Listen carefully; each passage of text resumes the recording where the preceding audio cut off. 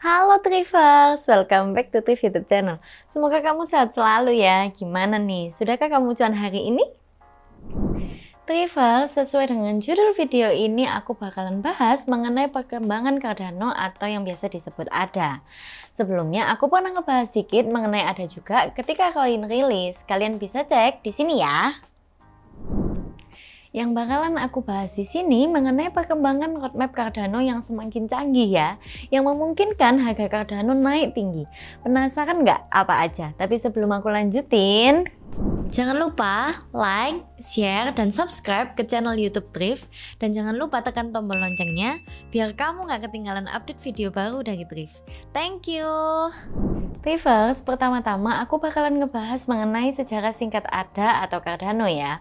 Buat kalian yang belum tahu, Cardano adalah koin dengan peringkat nomor 3 di CoinMarketCap, mengungguli BNB dan diperkirakan bisa mengalahkan Ethereum yang berada di peringkat 2.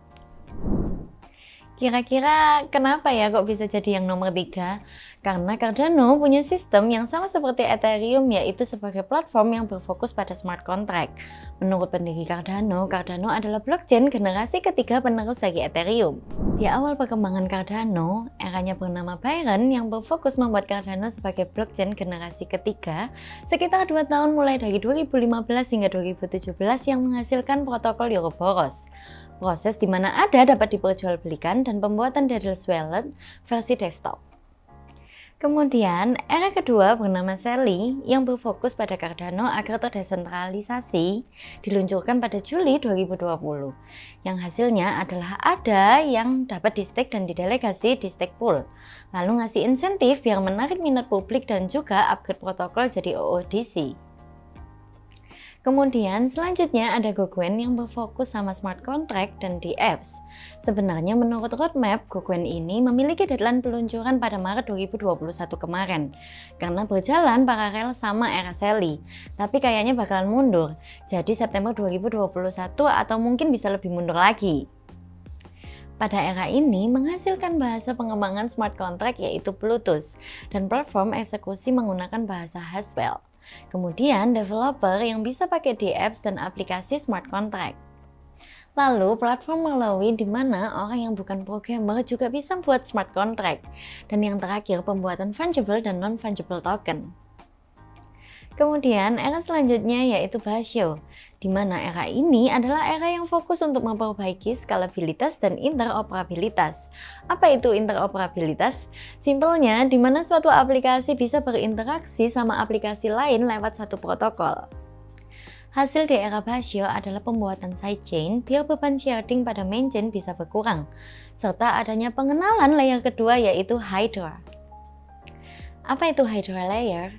Hydra adalah layer kedua dari jaringan Cardano.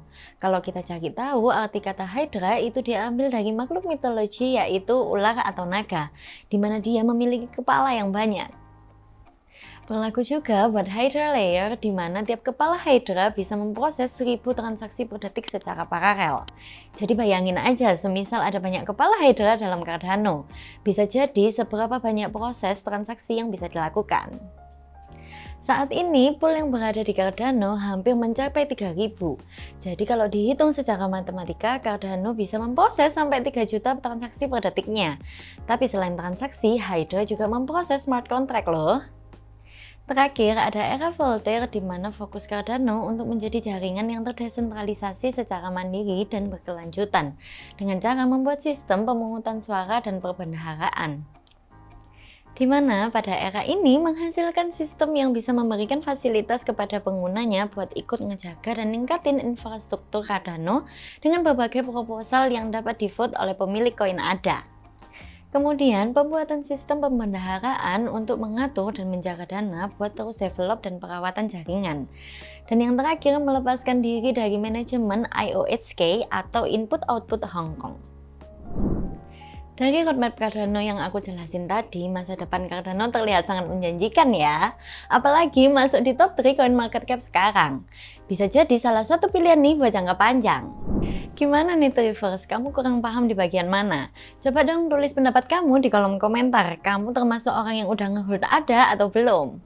Jangan lupa ajak temen kamu buat transaksi di Thrift pakai kode referral kamu ya, biar kalian bisa mainin spin and win dan dapetin jackpot 0,1 Ethereum.